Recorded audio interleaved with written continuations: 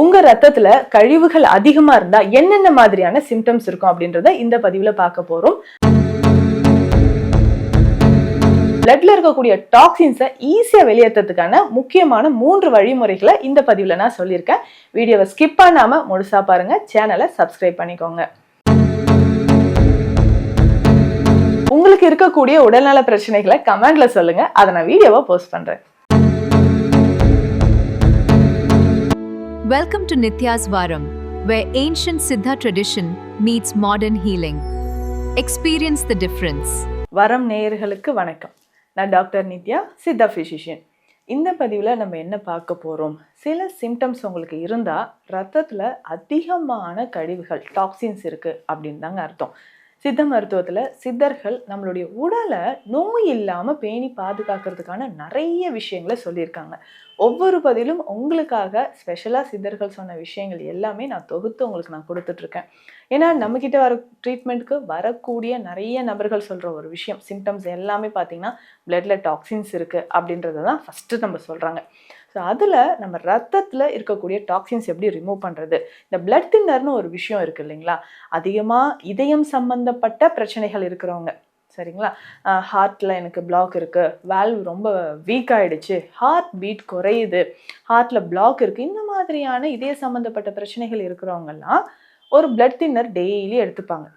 ஏன் அது நமக்கு தேவைப்படுது? ஒன்று, கொலஸ்ட்ரால் லெவல் அதிகமாக இருக்கலாம். ரத்தத்தில் அதனுடைய pH லெவல் நமக்கு மாறுபாடு அடையும் போது தான் நம்ம ரத்தத்தில் அதிகமான கழிவுகள் சேர்ந்து இந்த பிரச்சனை நமக்கு ஏற்படுது.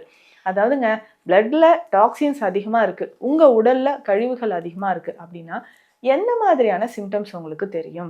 அதிகமாக ஹேர் ஃபால் ஆகிறத நம்ம பார்க்க முடியும். ஸோ தலைமுடி உதிர்தல் இருக்கும். சருமம் எப்போவுமே ட்ரையாக இருக்கிறது. என்னடா முன்னாடிலாம் இப்படி இருக்காதே, இப்போ ஏன் ஸ்கின் இவ்வளோ ட்ரையாக இருக்குது அப்படின்ற மாதிரி நீங்கள் யோசிப்பீங்க. அப்போது சருமத்தில் ஒரு வித வறட்சித்தன்மை ஏற்படுறது, திடீர்னு ஸ்கின் டேர்ன் ஆகிறது, கருமை நிறத்தில் மாற்றம் ஏற்படுறது.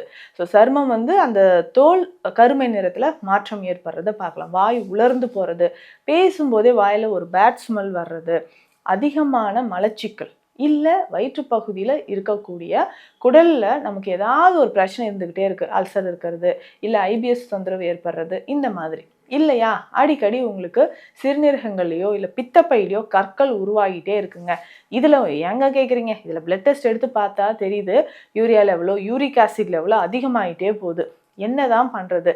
இது எல்லாமே நம்ம ரத்தத்தில் இருக்கக்கூடிய கழிவுகள், யூரிக் ஆசிட்ல முக்கியமாக வெளியேற்றப்படக்கூடிய ஒரு கழிவு.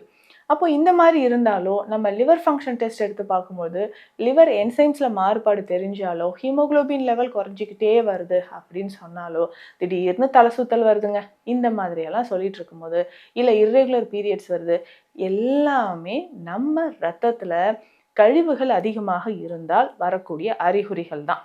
இப்போது இதை எப்படி நம்ம சரி செய்யலாம்? 1 டே டீடாக்ஸ் மெத்தட் இருக்குங்க. ஒரு நாள் நம்ம டீடாக்ஸ் பண்ணிவிட்டு திரும்பவும் இது ரிப்பீட் ஆகிறதுக்கு சான்சஸ் இருக்குது. ஏன்னா நம்மளுடைய லைஃப் ஸ்டைலை கவனிக்க, அதை ஃபாலோ பண்ண மறந்துடுவோம். அதனால் ரெகுலராக இந்த விஷயத்த ஒரு 30 நாட்கள் நீங்கள் பண்ணிட்டு வாங்க. உங்கள் ரத்தத்தில் இருக்கக்கூடிய கழிவுகள் வெளியேறும், உடலே புத்துணர்ச்சி அடையுதுன்னு சொல்லலாம். உடலில் இருக்கக்கூடிய செல்களில் இருக்கக்கூடிய கழிவுகள் எல்லாமே வெளியேற்றப்பட்டு ஆரோக்கியமான ஒரு உடல், ரத்தத்தில் இருக்கக்கூடிய டாக்ஸின்ஸ் எல்லாமே போயிட்டு பழைய மாதிரி ஸ்கின் டோன் நல்லா க்ளோ ஆகிறதுக்கான வழிமுறைகள் என்ன அப்படின்றத நான் சொல்கிறேன். ஸோ ரத்தத்தில் இருக்கக்கூடிய கழிவுகள் வெளியேற முதல்ல நம்ம எடுத்துக்கக்கூடியது கேரட். ஸோ இந்த கேரட் அப்படின்னு சொல்கிறது கண்களில் இருக்கக்கூடிய பிரச்சனைகள்லேருந்து சரும பிரச்சனைகள் வரைக்கும் ரொம்ப முக்கியங்க. விட்டமின் ஏ அதிகமாக இருக்குது, இ அதிகமாக இருக்குது, ஃபைபர் கண்டென்ட் ரொம்ப ரொம்ப அதிகம். கண்களுக்கும் இதய தசைகளுக்கும் கேரட் ரொம்ப அதிகம். ஸோ தவறாமல் இதை சாப்பிட்டுக்கோங்க. சரிங்க, கேரட் நான் எப்படி எடுத்துக்கலாம்? நிறைய பேர் அந்த ஜூஸாக எடுத்துக்கிறத நம்ம பார்த்துருக்கோம். ஸோ கேரட் ஜூஸாக நீங்கள் எடுக்கலாம், பட் ரொம்ப ஃபில்டர் பண்ண வேண்டாம். அதோடைய பல்ப்ஸ் எல்லாமே இதுலேயும் சேர்த்து நீங்கள் குடிச்சிக்கலாம். ஸோ தினந்தோறும் காலையில் எம்டி ஸ்டொமக்கில், இல்லைன்னா வாரத்திற்கு 3 நாள் கேரட் ஜூஸ் எடுத்துக்கலாம். ஸோ கேரட் இதில் கொஞ்சம் 4-5 துளிகள் எலுமிச்சை சாறு கலந்து எடுத்துகிட்டு வரலாம். ஸோ இந்த மாதிரி நம்ம எடுக்கும்பொழுது ரத்தத்தில் இருக்கக்கூடிய கழிவுகள் வெளியேறும். குடல் பகுதியில் இருக்கக்கூடிய கழிவுகள், ரொம்ப நாளாக எனக்கு மலச்சிக்கல் இருக்குது அப்படின்னா 2-3 நாட்கள் தொடர்ந்து நீங்கள் கேரட் ஜூஸ் மட்டுமே குடிக்கும்போதே மலச்சிக்கல் நமக்கு சரியாக ஆரம்பிச்சிருங்க. அடுத்து முக்கியமாக இந்த நம்ம குழந்தைகளுக்கு கேரட் ஜூஸாக குடிக்க முடியாதுங்க அப்படின்னு சொல்லிடுவாங்க.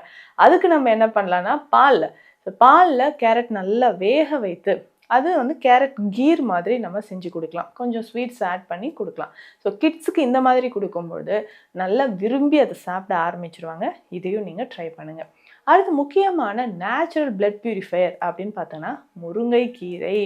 நம்ம ரத்தத்தில் ஹீமோகுளோபின் லெவல் அதிகரிக்கவும் சரி, ரத்தம் நமக்கு நார்மலாக இருக்கிறதுக்கும் சரி, இன்டர்னல் ஆர்கன்ஸில் இருக்கக்கூடிய கழிவுகள் வெளியேற முருங்கைக்கீரை ரொம்ப முக்கியமானது. இரத்த கழிவுகளை வெளியேற்ற முருங்கைக்கீரையை நீங்கள் பயன்படுத்தலாம். ஸோ ரெகுலராக இந்த முருங்கைக்கீரையை நம்ம எப்படி எடுத்துக்கலாம் அப்படின்னா, இதையும் ஜூஸ் மாதிரி ஒரு 50லேருந்து 60 ml எம்டி ஸ்டொமக்கில் நம்ம எடுக்கலாம். ஸோ கீரையை எடுத்து நல்லா மிக்சியில் வந்து அரைச்சிட்டு ஃபில்டர் பண்ணிக்கோங்க.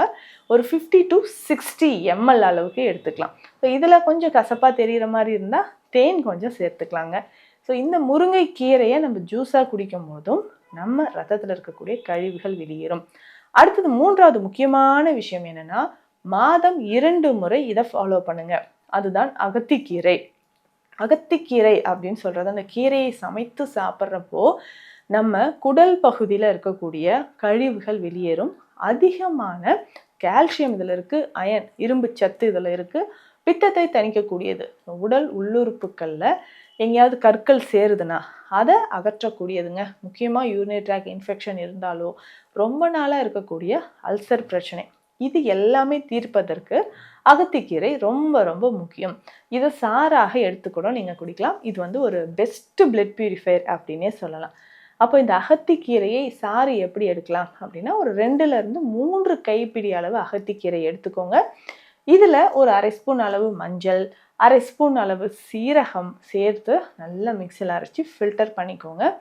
இது வந்து 80லேருந்து ஒரு 100 ml வரைக்கும் இதை நீங்கள் எடுக்கலாம். ஸோ 80லேருந்து 100 ml வரைக்கும் இதை நீங்கள் எடுத்துக்கும்பொழுது ரத்தத்தில் இருக்கக்கூடிய கழிவுகள் நமக்கு நல்லாவே வெளியேறும். யாரெல்லாம் அகத்திக்கீரையை பிரத்யேகமாக எடுக்கலாம் அப்படின்னு கேட்டிங்கன்னா, உங்களுக்கு பிளட் ப்ரெஷர் அதிகமாக இருக்குது, கொலஸ்ட்ரால் லெவல் அதிகமாக இருக்குது அப்படின்னு சொல்கிறவங்க, யூரிக் ஆசிட் லெவல் அதிகமாக இருக்குது அப்படின்னு சொல்கிறவங்க, இது எல்லாமே நம்ம பிளட்ல டாக்ஸின்ஸ் இருக்கிறதுனால வரக்கூடிய பிரச்சனைகள் தான். ஸோ இதை நீங்கள் ரெகுலராக எடுத்துக்கும்போது பிளட்ல இருக்கக்கூடிய டாக்ஸின்ஸ் நமக்கு வெளியேற ஆரம்பிக்கும். முக்கியமாக இந்த சரும பிரச்சனைகள் இருக்குது அப்படின்னு சொல்கிறவங்க, அகத்திக்கீரை சாறு இருக்குது பார்த்தீங்களா, இதுலேயுமே கொஞ்சம் மஞ்சள் பொடி சேர்த்து நல்லா மிக்ஸ் பண்ணி ஸ்கின்ல நம்ம அப்ளை பண்ணிக்கலாம். ஸோ சரும பிரச்சனைகள் இருக்கக்கூடியவங்க அகத்திக்கீரையை எக்ஸ்டர்னலாக வெளிப்பிரயோகமாக கூட நம்ம அப்ளை பண்ணிக்கலாம்.